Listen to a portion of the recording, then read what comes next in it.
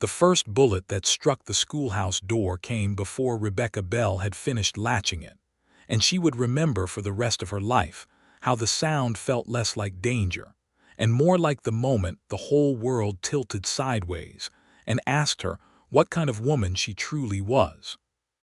It was the spring of 1879, in a scattering of homesteads and cattle ranches called Willow Creek, tucked into the folds of the Wyoming Territory, where the grass ran gold-green all the way to the foothills,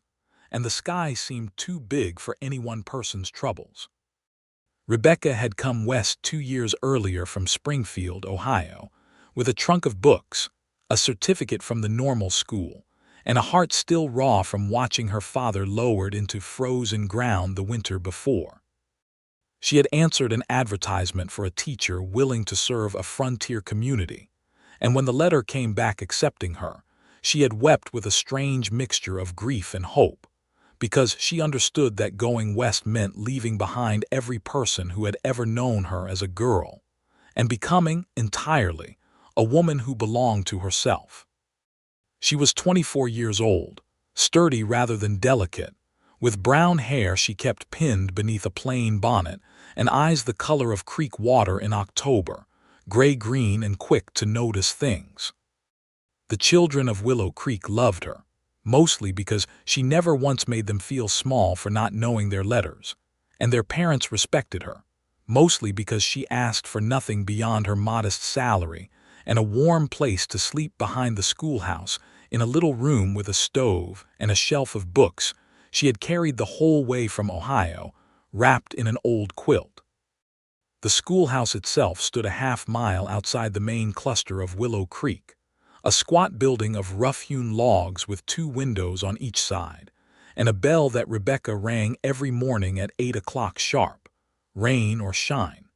because she believed punctuality was a kind of dignity that the frontier too often stole from people who had once had orderly lives back east. 15 children attended on a good day, ranging from 6 years old to 14, sons and daughters of ranchers and homesteaders, and one shy boy whose father ran the mercantile in town. Willow Creek in those years lived under a shadow that had nothing to do with weather. A gang of men calling themselves the Colter Riders, after their leader Ezra Colter, had been working the region for the better part of 18 months, robbing stagecoaches, rustling cattle, and once, in a piece of cruelty that still made the ranchers grind their teeth, burning out a homestead over a disputed water right. The territorial marshal, a decent but overworked man named Hollis Fane, rode a circuit that took in 4 counties, and more often than not the Colter Riders knew exactly when he would be absent and planned their business accordingly. It was into this uneasy peace that Phineas Winslow rode one dusty afternoon in late April, leading a string of 3 horses he had broken for a rancher 2 valleys over, his own sorrel gelding walking easy beneath him, his hat pushed back so the sun could find his face. He was 28 years old, lean in the way of men who worked outdoors for their bread, with sun-browned skin, a scar through one eyebrow from a horse that had not wanted breaking, and a manner of speaking that was slow and careful, as though he weighed his words the way other men weighed silver. He had drifted through half a dozen territories since the war orphaned him at 15, working cattle, breaking horses, occasionally riding shotgun on a stagecoach when money ran thin, but he had never yet found a town that felt like it wanted to keep him, nor had he much looked for one. He stopped that day at the mercantile in Willow Creek to sell 2 of the broken horses to a rancher named Cutter, and it was there, standing in the dusty street, that he first saw Rebecca Bell walking her line of schoolchildren toward the general store for a lesson on measuring flour and sugar, an exercise she had devised herself to make arithmetic feel less like punishment and more like usefulness. She was laughing at something one of the smaller children had said, her bonnet slipping back from her hair, and Phineas Winslow, who had seen a great many things in his years of drifting and had trained himself not to want any of them too badly, found himself wanting, quite suddenly and without any polite warning to himself, to know her name. "That there is the schoolteacher," said Cutter, following his gaze while counting out coins for the horses. "Miss Rebecca Bell. Came out from Ohio, must be 2 years gone now. Good woman, firm with the children but kind. My youngest near worships her. She married?" Phineas asked, and then felt his own ears go warm at how quickly the question had left him, as though it had been sitting loaded in his mouth for longer than the 2 minutes he had been standing there. Cutter laughed, not unkindly. Widowed men her age would have to be twice her years to have buried a first wife and be looking for a second, and there are not many bachelors around Willow Creek young enough and steady enough to suit her, though half of them have tried. She has turned down 2 proposals that I know of. Says she came west to teach, not to keep house for a man who cannot spell his own name. He looked Phineas over with the frank appraisal of a man used to judging horseflesh and character in the same glance. "You looking to settle somewhere, Winslow, or just passing through same as always?" "Just passing through," Phineas said, though even as the words came out, he was watching Rebecca Bell guide a small girl by the shoulder away from a puddle, bending to say something that made the girl giggle, and he was thinking that passing through Willow Creek might take him longer than he had originally planned. He found an excuse to linger 3 days, telling himself he was resting his horses, and on the second evening he attended a supper at the church that the town held to raise funds for new school books, since the ones Rebecca had were growing worn past patching. It was there that Rebecca Bell first spoke to him directly, asking if he would care for more coffee, and he looked up into her gray-green eyes and found that his usual careful economy with words had entirely deserted him. "I would," he managed, "though I expect I have already had enough to keep a man awake through Sunday." "Then perhaps you will stay awake long enough to tell me where you learned to sit a horse the way I saw you sitting one this morning," she said, and there was a directness in it, a curiosity unashamed of itself, that struck him as different from the careful, calculating attention he sometimes got from women who saw an unmarried man and began totaling up his prospects. "I have never seen anyone gentle a green horse so quietly. Most men I have watched try to break a horse's spirit along with its wildness. You did not seem to want to break anything at all." Phineas considered this, turning his cup in his hands. "I do not believe in breaking things that do not need breaking, Miss Bell. A horse is not wild because it hates you. It is wild because it does not yet know you, and fear looks a great deal like hatred if you are not paying close attention."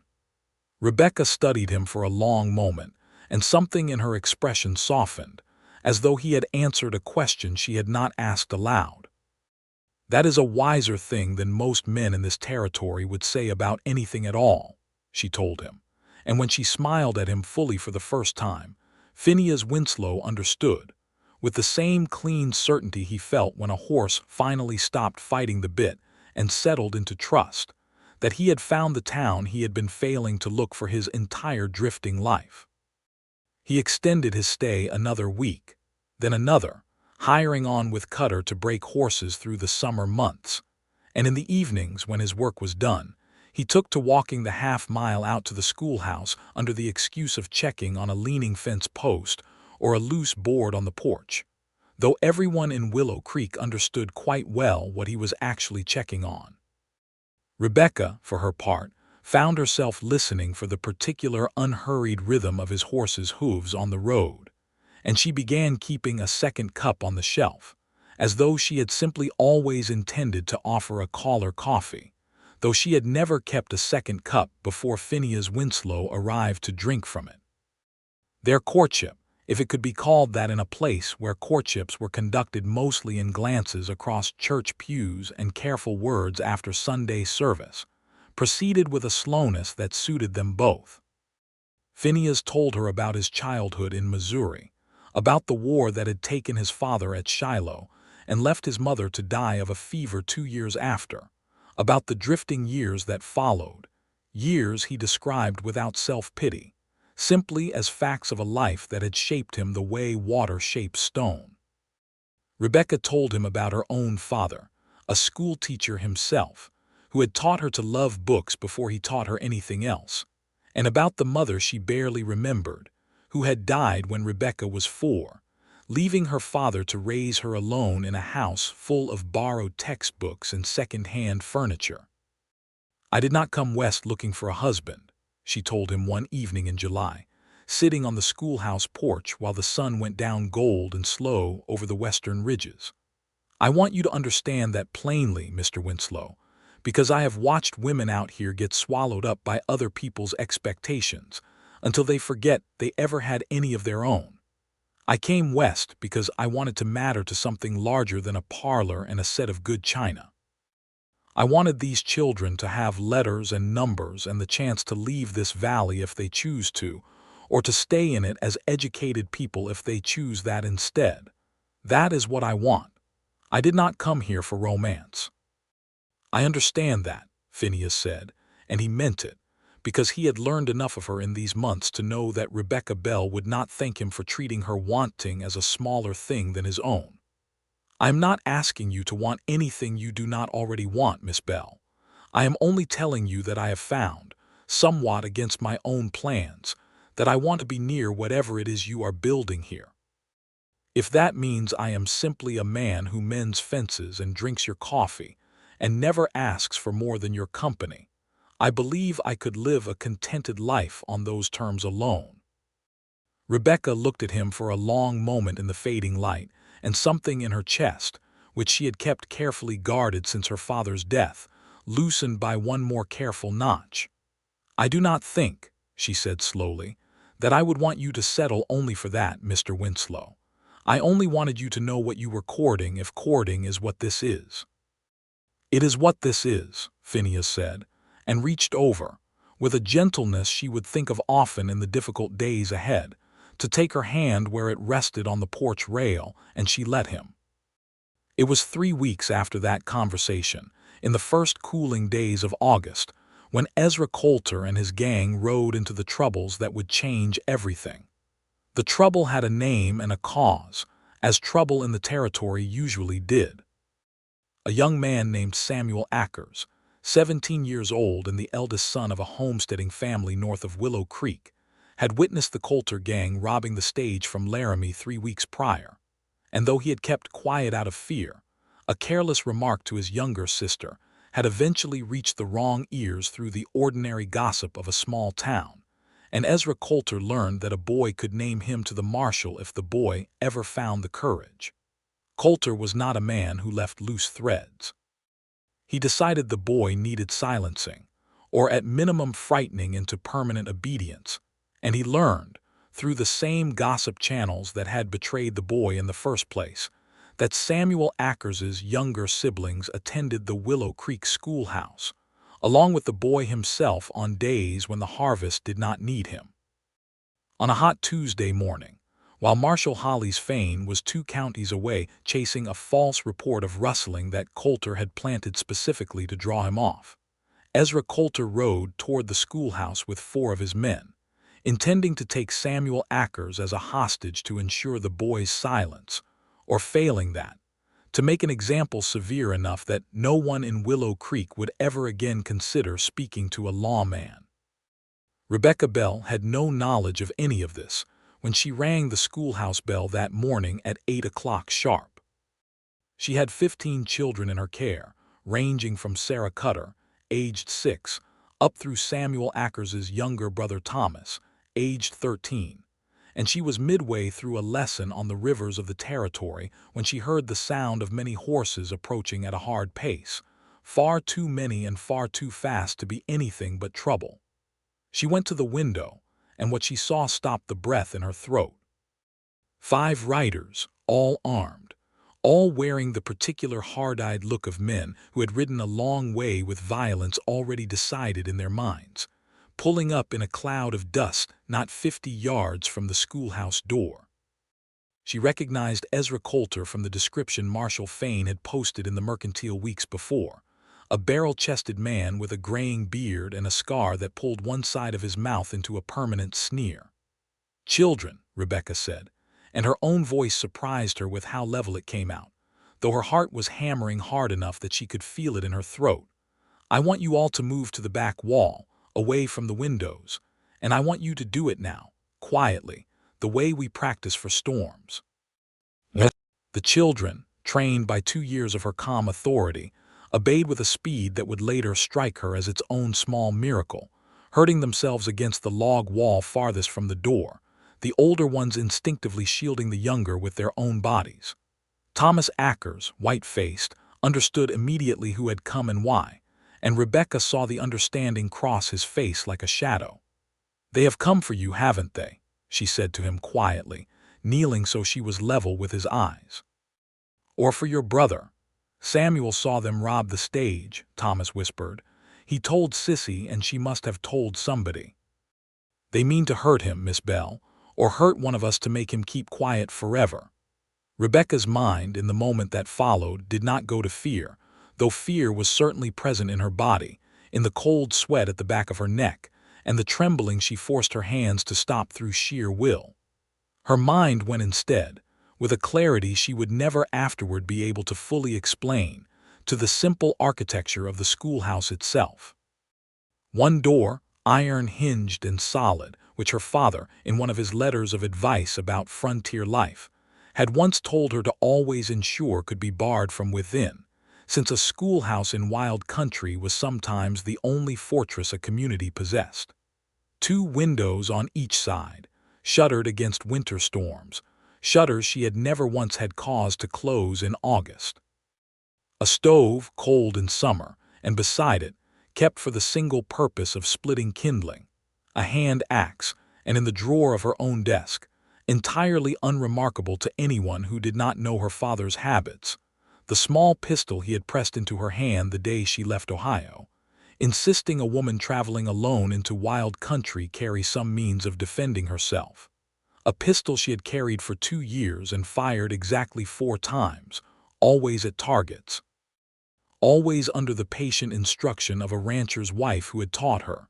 "Thomas," Rebecca said, "I need you to help me bar the shutters on that side, quickly but quietly." Outside, Ezra Colter had dismounted and was walking toward the schoolhouse with the unhurried confidence of a man who did not expect resistance from a room full of children and one schoolteacher. He knocked once on the door, more out of habit than courtesy, then tried the latch and found it would not give. "Open this door," he called out, his voice carrying easily through the log walls. "We have got no quarrel with you, teacher. We have come for the Ackers boy. Send him out and the rest of you can go on with your lessons undisturbed." Rebecca stood at the barred door, her heart slamming against her ribs, and found within herself a steadiness she had not entirely known she possessed. "There is no boy here by that name," she called back, which was in the strictest sense a lie since Thomas Ackers stood not 10 feet behind her, but she reasoned, in the fractured half-second she had to reason anything at all, that Colter meant Samuel and not Thomas, and she intended to give him nothing at all, true or false.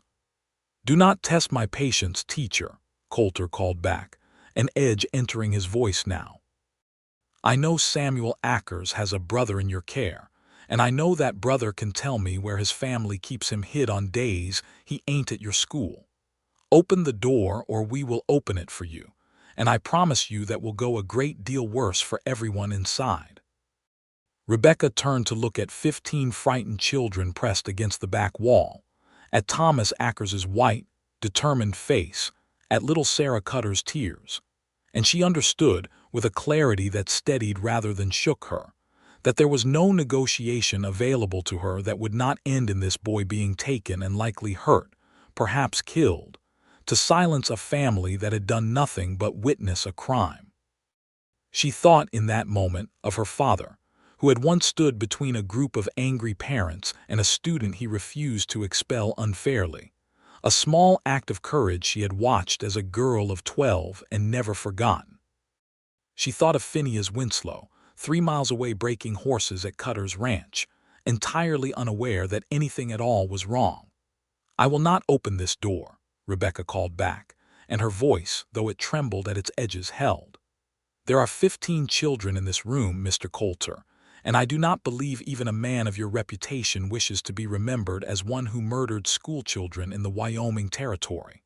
The marshal will hear of this within the day, one way or another.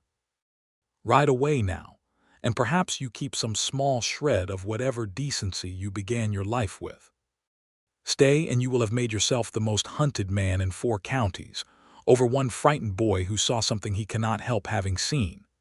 There was a long silence outside, and then the sound of Colter's men muttering among themselves, and then Colter's voice again, harder now, stripped of its earlier false courtesy. "You are a brave woman, teacher, or a fool, and out here those two things get confused for each other more often than city folks would credit. I am going to give you one more chance to open that door before my patience runs clean out." Rebecca did not answer. Instead, she moved swiftly to her desk, retrieved her father's pistol, and checked, with hands that shook only slightly, that it was loaded, 6 chambers full, as she kept it always. She positioned herself at the small gap in the shuttered window nearest the door, the gap through which she could see the yard without being easily seen herself, and she waited, praying silently and without much hope that someone, anyone, might happen along the road before matters grew worse. It was in that same stretch of minutes, entirely by chance, and yet feeling afterward to both of them like the clearest sort of providence, that Phineas Winslow found himself riding the road past the schoolhouse on his way back from delivering a broken horse to a homestead beyond it,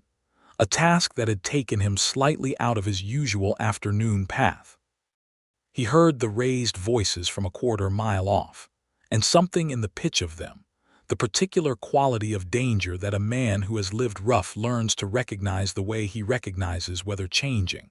made him rein his sorrel off the road and approach through the cover of the cottonwoods that lined the creek behind the schoolhouse, rather than riding openly up to see what was happening.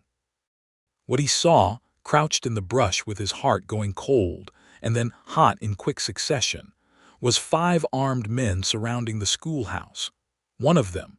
a big bearded man he recognized from Marshal Fane's wanted posters as Ezra Colter himself, standing before the barred door with a rifle now leveled at it, clearly preparing to force his way inside. Phineas understood, in the space of a single indrawn breath, exactly what was happening and exactly what was at stake. And he understood, with a certainty that had nothing to do with bravado and everything to do with the plain fact of his own heart, that Rebecca Bell was inside that building, and that he would rather die in the yard than let anything happen to her or to the children in her care.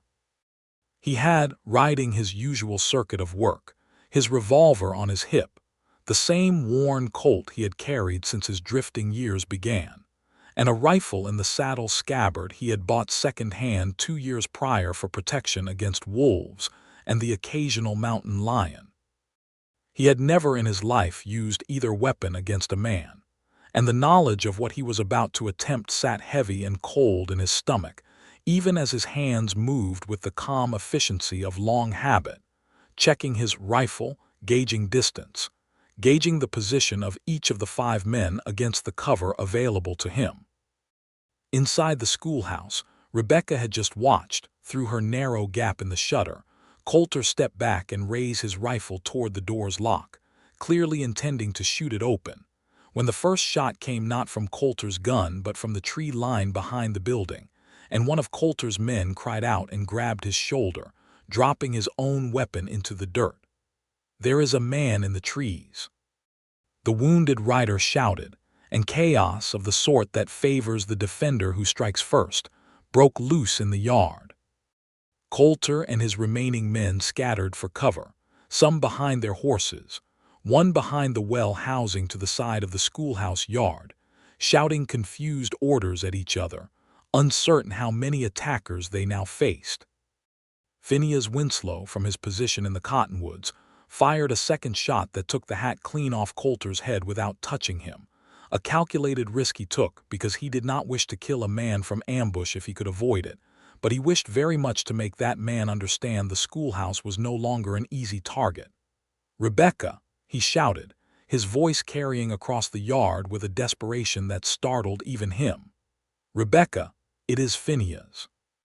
Keep those children down and away from the windows. I'm not leaving this yard." Rebecca's heart, hearing his voice, did something complicated and enormous in her chest, Relief and terror tangled together so tightly she could not separate them. "Phineas," she called back through the shutter gap. "There are 5 of them, please be careful." "4 now that I can see moving," he called back, an attempt at grim humor that did nothing to ease her fear but told her at least that he was thinking clearly. "Keep down." Colter, crouched behind his horse, shouted across the yard, "Whoever you are, this is not your fight. Ride on and we will forget you were ever here." "It became my fight the moment you leveled a rifle at a door with children behind it," Phineas called back, and fired again, deliberately wide, another warning shot meant to remind them of his presence rather than to kill. "Marshal Fane will be back in this county by nightfall, and I expect half of Willow Creek heard those first shots already. You are not walking away from this clean, Colter, whatever you do next. Best thing left to you is to ride out now, before this gets worse for you than it already is."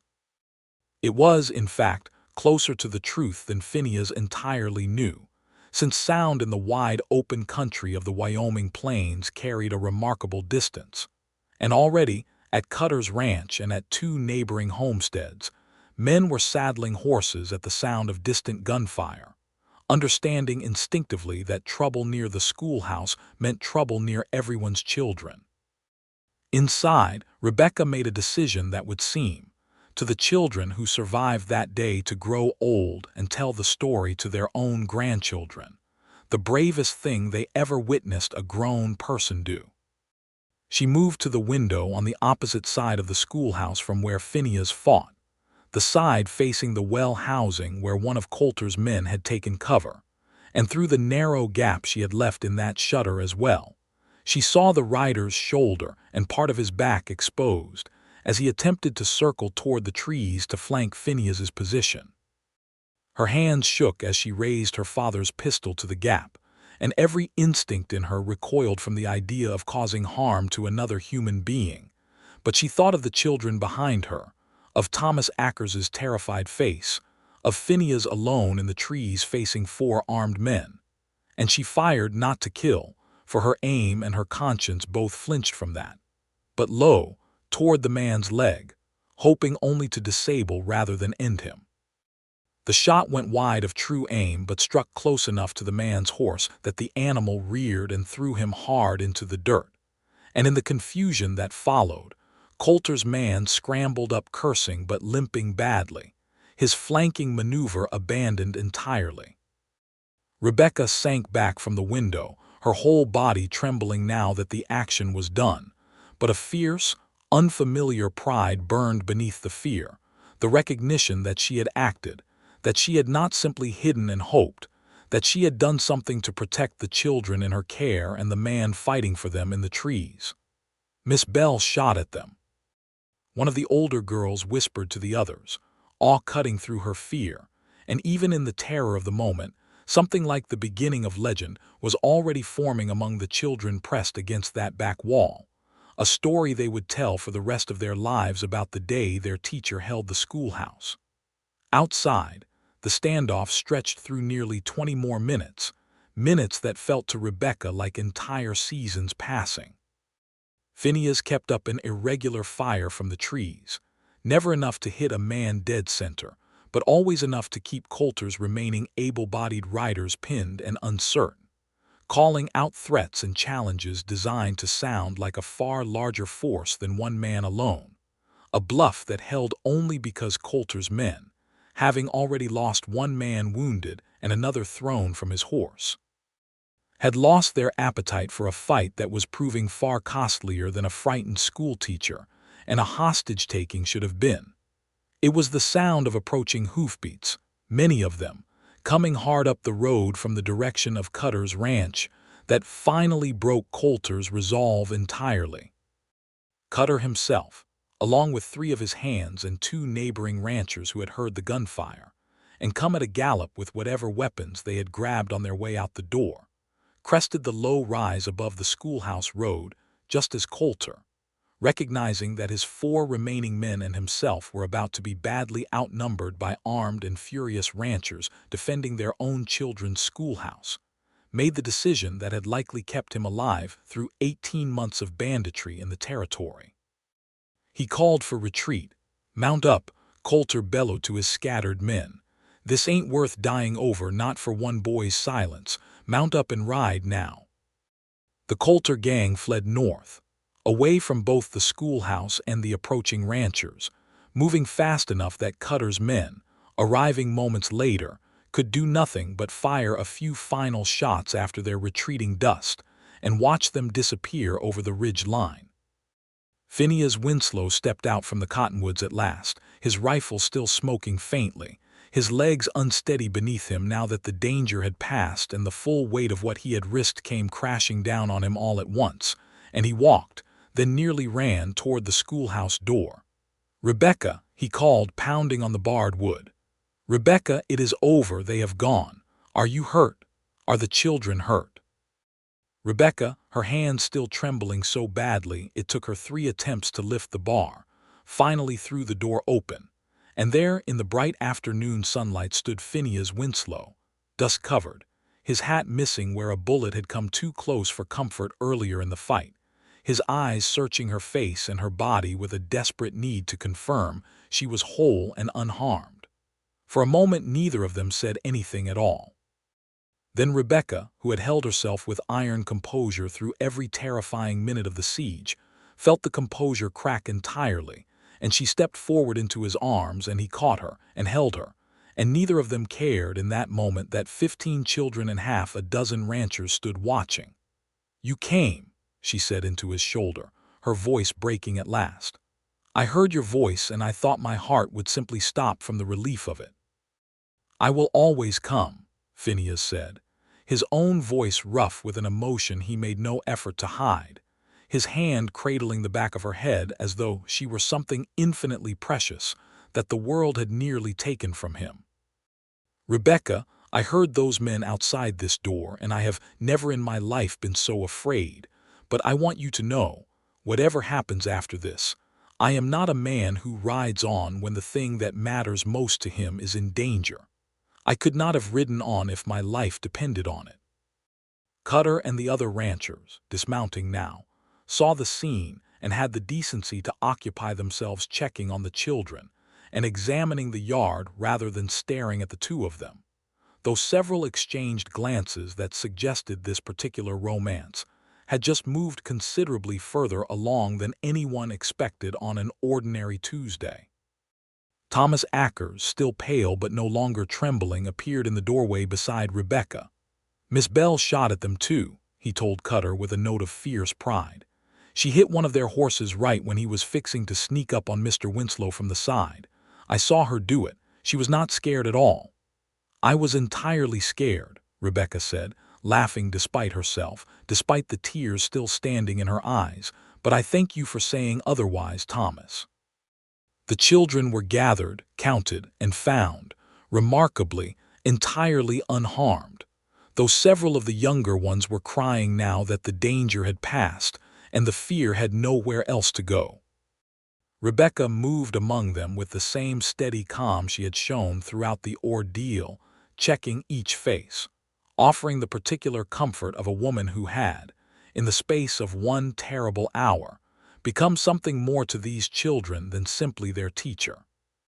Marshal Holly's Fane returned to Willow Creek that evening, summoned by a rider Cutter had sent the moment the danger passed, and found a town buzzing with a story that would be told and retold for years. A story of a schoolteacher who had barred her door and fired her father's pistol to protect 15 children,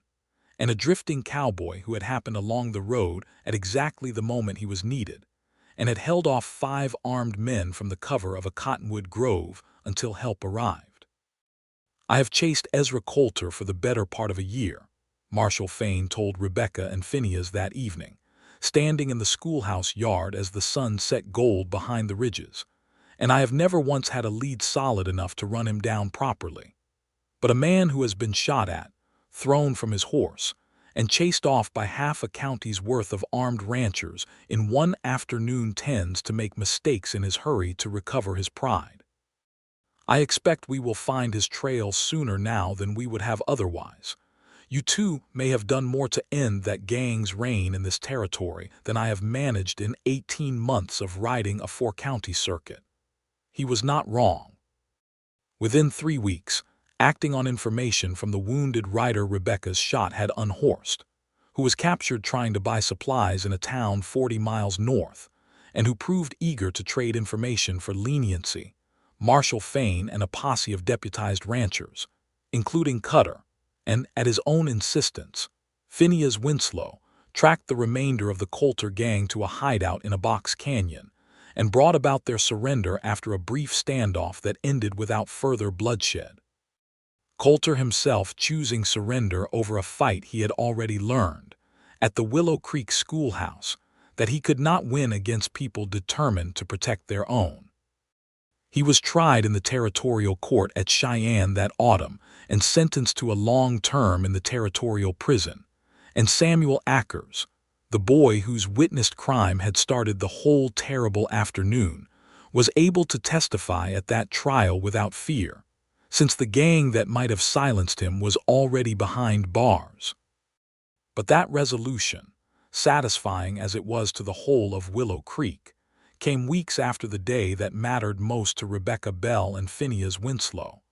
the day when a shared danger had stripped away every careful hesitation between them and left only the plain, undeniable truth of what they meant to each other. In the days immediately following the siege, Phineas scarcely left Rebecca's side, though propriety and the watchful eyes of Willow Creek meant their time together happened mostly on the schoolhouse porch in the evenings, or during the noon hour when the children ate their meals outside and Rebecca could steal a few minutes to sit with him near the well. The town, for its part, treated them both as something between heroes and a matched pair, whose courtship no longer needed any pretense of secrecy, since half the county had watched them embrace in that schoolhouse doorway and drawn their own, entirely accurate conclusions. "I have been thinking," Rebecca said to him one evening, a week after the siege, as they sat together watching the last light fade from the western sky, "about what you said that day, about not being a man who rides on when the thing that matters most is in danger." "I meant every word of it," Phineas said. "I know you did. That is precisely why I have been thinking about it so much." She turned to face him fully, her hands folded in her lap, and Phineas recognized in her posture the same steady courage she had shown at the schoolhouse door, courage now turned toward a different kind of danger entirely, the danger of speaking her own heart plainly. "I told you once that I did not come west for romance, that I came for something larger than myself. I still believe that is true, Phineas. But I have come to understand, these past months, and especially this past week, that a man who understands what it means to fight for something without needing to be the one who is thanked for it, a man who would rather stand quietly in the trees and shoot a hat off a villain's head than kill him outright, even when killing him would have been easier and perhaps even justified, that man is not smaller than the larger purpose I came west to serve. He is a part of it. I do not think I want to build my life here without you standing beside me while I do it."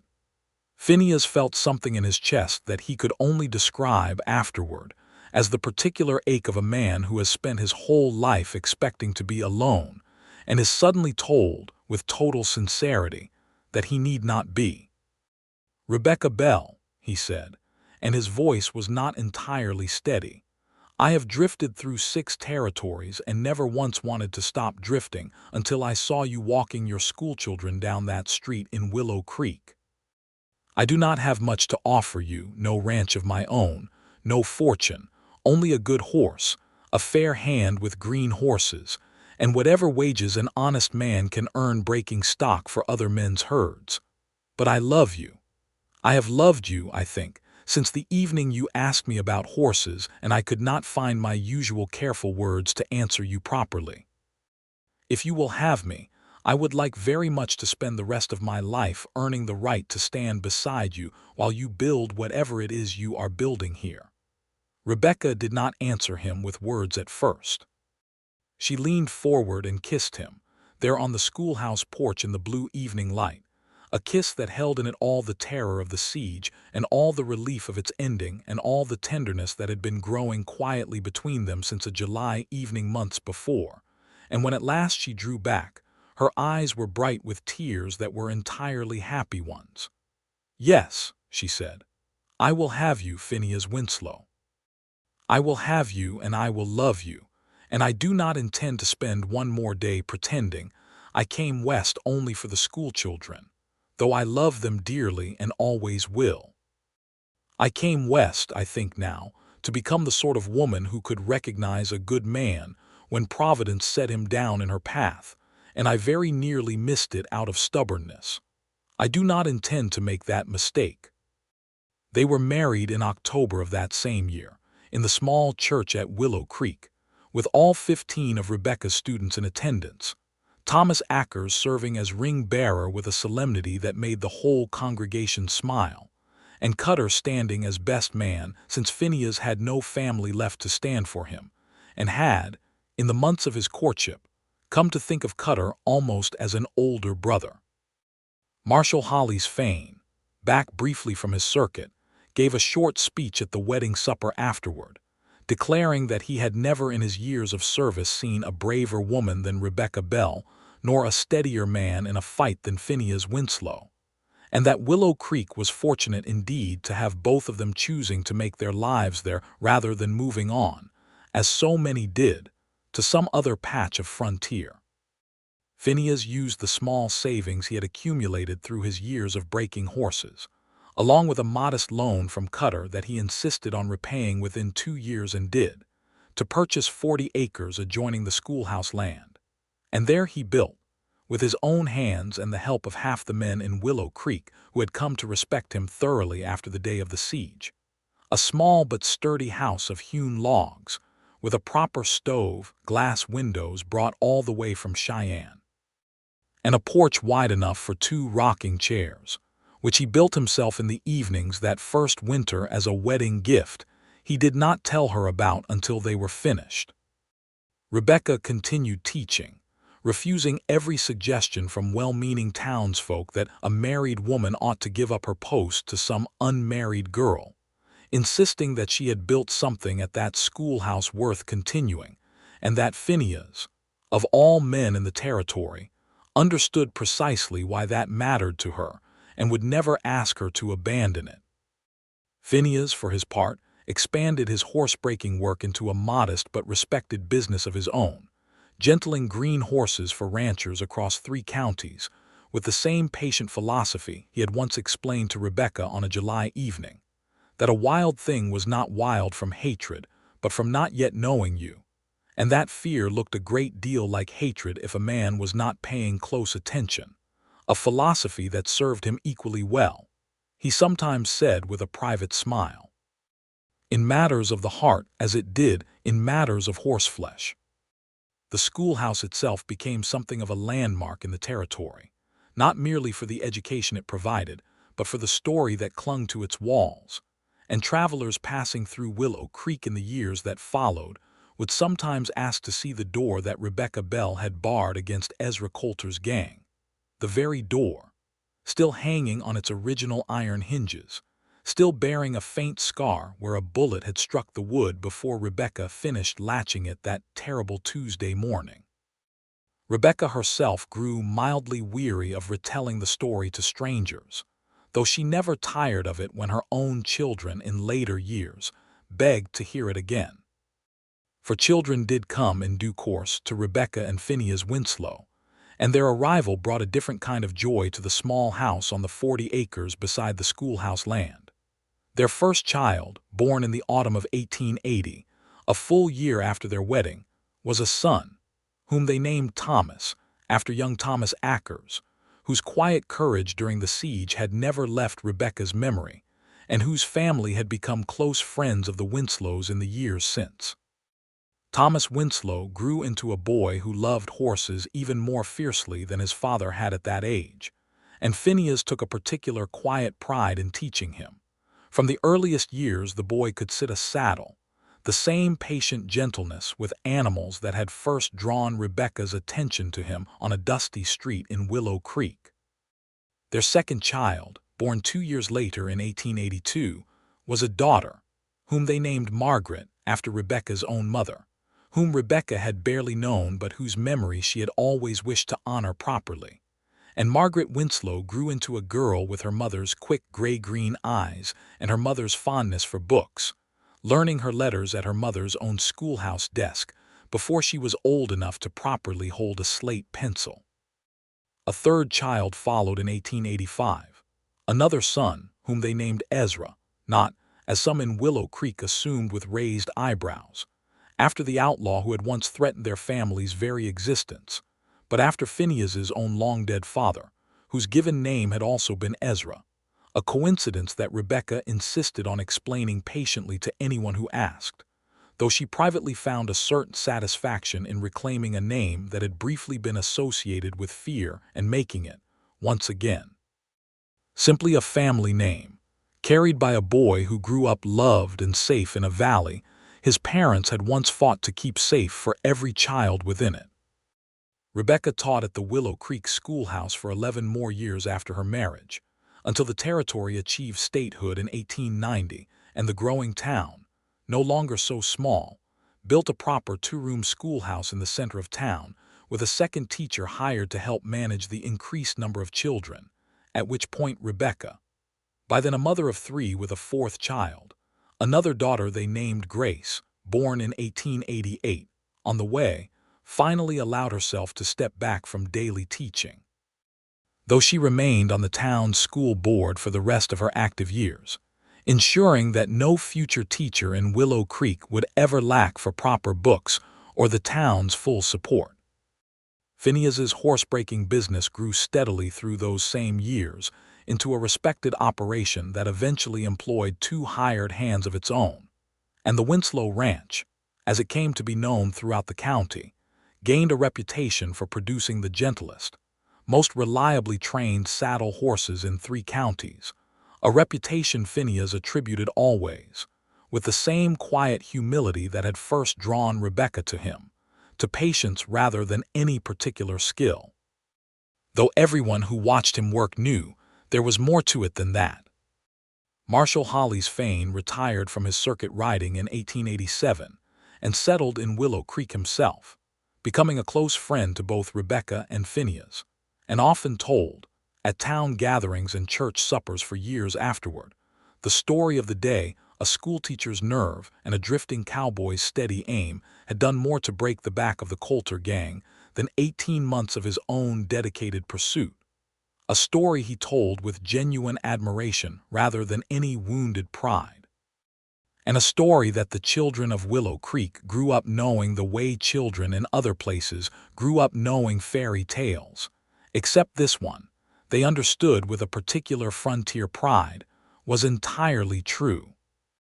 Ezra Colter himself served 11 years of his sentence in the territorial prison before dying of a fever in 1890, and word of his death, when it reached Willow Creek, was met not with celebration but with the quiet, weary relief of people who had simply wanted, all along, to be left alone to raise their families and teach their children and break their horses in peace, without the shadow of violence hanging over every ordinary Tuesday morning. Rebecca Bell Winslow lived to be an old woman, dying peacefully in 1931 at the age of 76, in the same house Phineas had built with his own hands in that first winter of their marriage, surrounded by 4 children grown into adults with families of their own, and by that time, 17 grandchildren who had all, at one point or another, sat on her lap and begged to hear the story of the day their grandmother held the schoolhouse door against a gang of outlaws with nothing but her nerve and her father's old pistol, and how their grandfather had come riding out of the cottonwood trees at exactly the moment he was needed, as though Providence itself had arranged the timing, though. Phineas, who lived 4 more years after Rebecca's passing before joining her at last, always insisted, with the same quiet humility he had carried his whole life, that there had been nothing providential about it at all, only a man who happened to love a woman enough that riding away from danger toward her had never once occurred to him as a possibility worth considering. He told that story, in fact, on the porch he had built with 2 rocking chairs, to his own grandchildren on summer evenings, When the light went gold over the ridges the way it had on the evening Rebecca first spoke to him about horses that did not need breaking, and he always ended it the same way, looking out toward the old schoolhouse that still stood, weathered now but sturdy, its bullet-scarred door still hanging on its original hinges, a monument that the town of Willow Creek had voted, in 1895, to preserve exactly as it stood rather than replace, a small piece of frontier history that reminded every child who passed it on their way to the newer, larger school in town that courage did not always look like a gun in a man's hand, that sometimes it looked like a woman standing at a barred door with 15 children behind her, refusing to let fear decide what kind of person she would be in the worst hour of her life. "Your grandmother," Phineas would tell them, his voice softened by the particular tenderness of a man remembering the woman who had shaped the whole remaining course of his life, "was the bravest person I ever knew, and I have known a great many brave people in my years on this earth. She did not wait for anyone to save her. She simply decided, in the space of a few terrible minutes, exactly what she was willing to do to protect the children in her care, and then she did it, without hesitation and without waiting for permission from anyone, including herself. I was fortunate enough to arrive in time to help her finish what she had already begun, but do not ever let anyone tell you that I was the one who held that schoolhouse. Your grandmother held it. I only helped her hold it a little while longer than she could have managed entirely alone, though I expect, knowing her as I came to know her, she would have managed it regardless." And on evenings when Rebecca herself was still living, she would laugh softly at this part of the story, every time he told it, and take his weathered hand in hers and say, "He forgets to mention that I very nearly fainted from fear the moment the danger passed, and that it was his arms that caught me before I embarrassed myself in front of the whole town." And the grandchildren would laugh too, and beg for the part about the shot that unhorsed the flanking rider, and the part about the marshal's speech at the wedding. And Rebecca and Phineas Winslow would tell it all again, patiently, the way good stories deserve to be told, for as many years as Providence, and their own considerable courage, had granted them together. The schoolhouse still stands today, a modest testament in weathered log and iron hinge, to an ordinary Tuesday morning in August of 1879, when an ordinary schoolteacher discovered, under the worst possible circumstances, exactly how extraordinary her own nerve could be, and when a drifting cowboy discovered, in the same terrible hour, exactly what he had been looking for during all his years of drifting without ever quite knowing it. Their love, forged in that single dangerous afternoon, and tended faithfully across more than 50 years afterward, remained, by every account of everyone who knew them, the truest and gentlest kind there is, the kind built not on grand gestures but on the simple, steady decision, made and remade every single day, to stand beside each other against whatever trouble the world saw fit to bring, and to build in the peaceful days between troubles. A life worth all that bravery having been spent to protect.